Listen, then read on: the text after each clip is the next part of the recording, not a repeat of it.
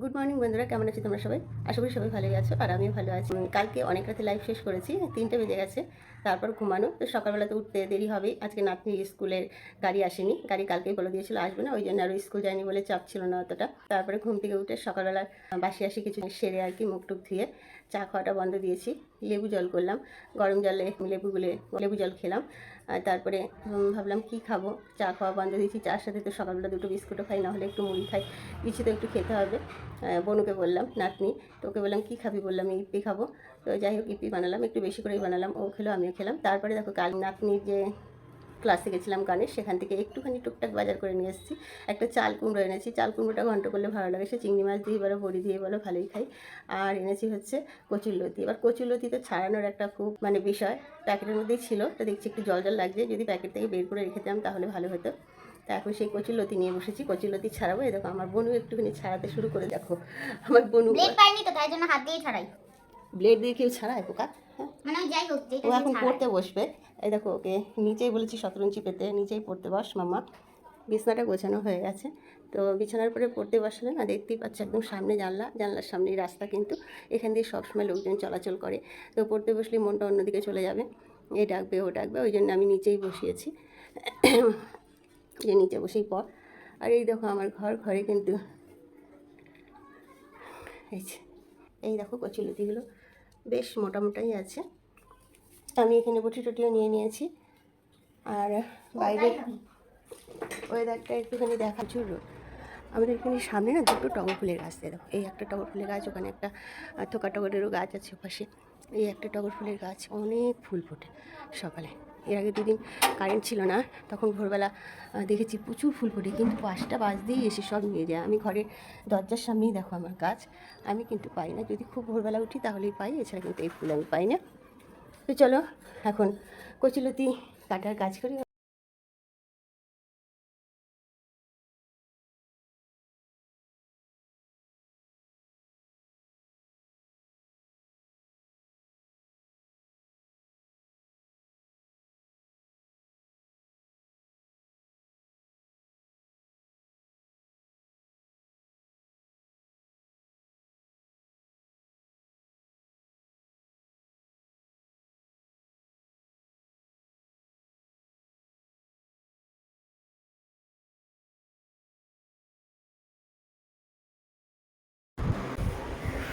কোমর ব্যথা হয়ে গেছে কচুলতি কাটতে গিয়ে। যেরকম খেতে ভালো, সেরকম খাটনিও কিন্তু ভালো। খাটনি ভালো না করতে পারলে খাওয়া যাবে না ভালো। এই দেখো কেটেছি, এতক্ষণ ধরে বসে 500 কচুলতি কেটেছি, কেটে রাখলাম আজকে, কারণ আজকে আমরা 2জন খাবো, এতটা তো লাগবে না, 250 গ্রাম রান্না করবো। আর এই কচুরলতি জিনিসটা এমনই জিনিস, অল্প একটু হলেই ভাত খাওয়া যায়, এই একটা হলেই আমাদের হয়ে যাবে। আমরা 2জন থাকি, আমাদের বেশি পদের দরকার নেই। নাতি এখন আমার কাছে নেই, নাতি আছে। তোমার হাতটা দেখাও। আরে এই দেখো হাতটা কিরকম কালি হয়েছে, দেখেছো? এই দেখো এই হাতটা আর এই হাতটা, এই দেখো এই হাতে কম হয়েছে, ওই হাতে বেশি হয়েছে। কম হয়েছে, কাটলে পরে তো একটা কষ আছে, তাই নাতনি বলছে হাতটা দেখাও, তাই হাতটা দেখালাম।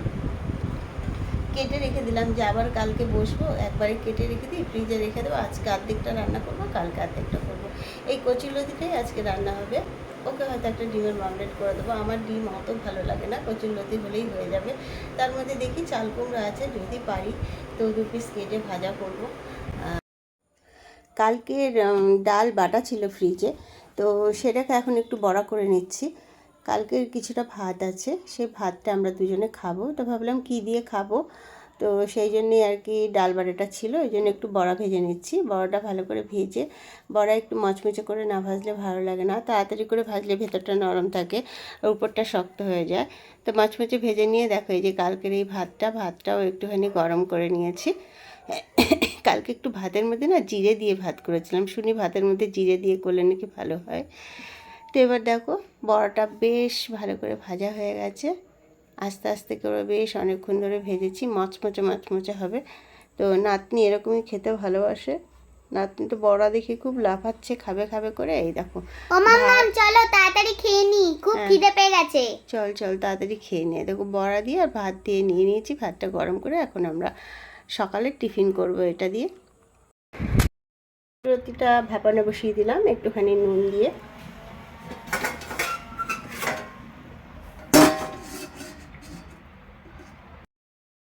কচুলতিটা ভাপিয়ে নিয়ে দেখো কড়াইতে তেল দিয়ে জিরে, তেজপাতা, শুকনো লঙ্কা ফোড়ন দিয়ে তার মধ্যে বেশ পেঁয়াজ আর রসুন দিয়ে দিলাম অনেকটা। তারপরে মশলাটা কড়াই ছিল ফ্রিজে, সেই মশলাটাকে দিয়ে আদা, পেঁয়াজ, রসুন পেস্ট করা ছিল সেটাকে দিয়ে ভালোভাবে কষিয়ে বসিয়ে এটা বানালাম। আর দেখো দুপুরে দেখো কচুলতি আর দুটো ডিমের মামলেট দুপুরের। শুভ দুপুর বন্ধুরা, এখন আমরা লাঞ্চ করতে চলে এলাম। তা কে কে খাবে চলে এসো প্লিজ সবাই। ভিডিওটা আমার বনু করবে, আমি এখন ভাতটা বাড়ছি। দেখো খাওয়ার রান্নায় আমাদের আজকে কী কী আছে। এই যে বনুর ভাত বেড়ে দিচ্ছি। বনুর খুব খিদে পেয়ে গেছে, বলছে মাম্মাম তাড়াতাড়ি দাও তাড়াতাড়ি দাও। আবার কচুরলতি দেখে তো লোভ সামলাতে পারছে না। কচুরলতি ওর খুব প্রিয়, খুব ভালোবাসে, তা ওর জন্য ভাত নিয়ে দিলাম। এবার আমারটাও আমি ভাতটা বেড়ে দিচ্ছি। আমারও খিদে পেয়ে গেছে, সকাল থেকে উঠে অনেক কাজকর্ম করা হয়েছে। ওইদিকে সকালে একটু টিফিন করেছিলাম, তা এখন খিদেটা পেয়ে গেছে খুব। তা আমাদের দুজনের ভাতটা বেড়ে নিচ্ছি। দেখো এবার ভাতটা বেড়ে নিয়ে দেখো এবার দুজনের দুটো থালায় ভাত বেড়ে নিয়েছি। এই দেখো দুটো ডিমের মামলেট। আমি বলেছিলাম ডিমের মামলেট খাবো না, তো আমার বোনু বললো কেন আমি খাবো, তুমি কেন খাবে না, তোমাকেও খেতে হবে, তাই আমার জন্য বানালাম। এরকম তো নিজের ছেলেও বলে না, এখন নাতনি বলছে ভালোবেসে, তাই নাও চলো খাই।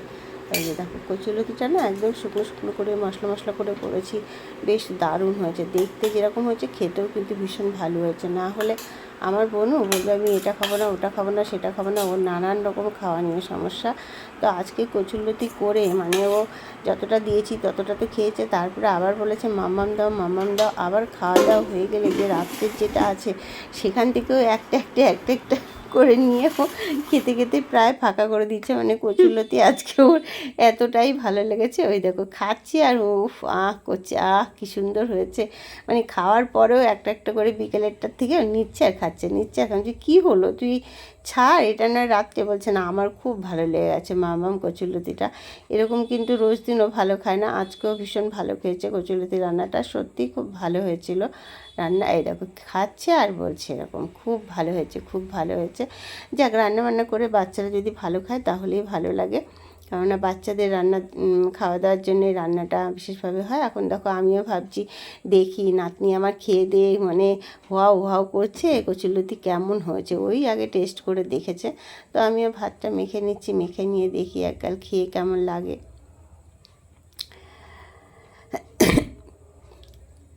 এই কচুলতি দিয়ে ভাত খেতে গেলে না ভাত একটু ঝুরঝুরে না হলে ভালো হয় না, ওই জন্য ভাতটা বেশ সলা করেই করেছি।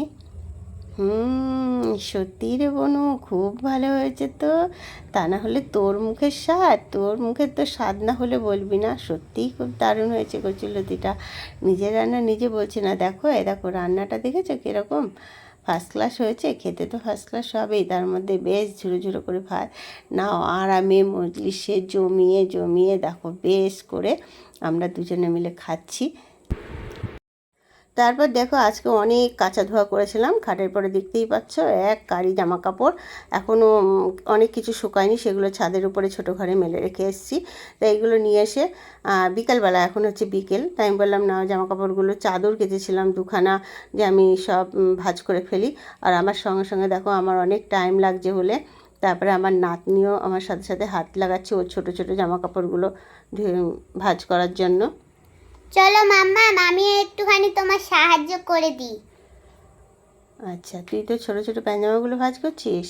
হ্যাঁ ঠিক আছে কর, আমি আমার এইদিকে বড়গুলো করি। তারপর দেখো ও ছোটো জামা প্যান্টগুলো একটুখানি ভাঁজ করে দিচ্ছে, আর আমি এদিকে যা বড় ছিল নাইটি টাইটি চাদর, কম্বল একটা ছিল পাতলা, এখন বৃষ্টি টিষ্টি হলেই একটু ঠান্ডা লাগে, তার জন্য তখন একটা পাতলা কম্বল আছে, এক্সট্রা চাদর থাকে গায়ে দেওয়ার জন্য, সেগুলোও কেচে ধুয়ে দিয়েছিলাম অমাবস্যার পরে যে কাঁচা ধোয়াটা আর কি, সেটাই আর কি একদিনে না শুকালে ছাদের ঘরে মেলে দিয়ে আসি, পরে শুকিয়ে আনলে পরে একসাথে আমরা ভাঁজ করি। তো দেখতেই পাচ্ছ নাতনি আমাকে কিন্তু সহযোগিতা করছে এই কাজে।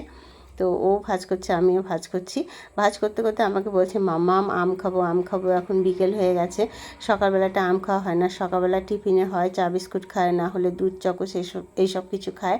তো এখন বিকেল হয়ে গেছে, বিকেল হয়ে গেছে, বলছে এখনই আমটা কাটো, আবার সন্ধেবেলায় না হলে যদি অন্য কিছু খাই চা বিস্কুট বা দুধ বিস্কুট, তাহলে তখন আর আম খেতে পারবো না। তাই আমি বললাম নিয়ে তাড়াতাড়ি করে জামা কাপড়টা আগে গুছিয়ে নিই, অনেকগুলো জামা কাপড় ভাঁজ করতেও তো অনেকটা টাইম লাগে বলো। এদিকে ও গোছাচ্ছে, এদিকে আমিও গোছাচ্ছি। আমি না এখন অত তাড়াতাড়ি কাজকর্ম করতেও পারি না, তাও কি করবো বলো, করতেই তো হবে, আমার তো আর কেউ নেই। ওই বোনই যতটুকু আমাকে হেল্প করে, দেখতেই পাচ্ছ ও আমাকে সত্যিই হেল্প করে।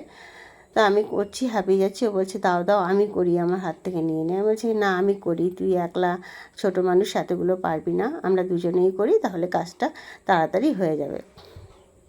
জামা কাপড় ভাঁজ করতে করতে জামা কাপড় আর ফুরায় না, অধৈর্য হয়ে যাচ্ছি এত ভাঁজ করতে করতে, এক টাল হয়ে গেছে দেখো ভাঁজ করতে করতে।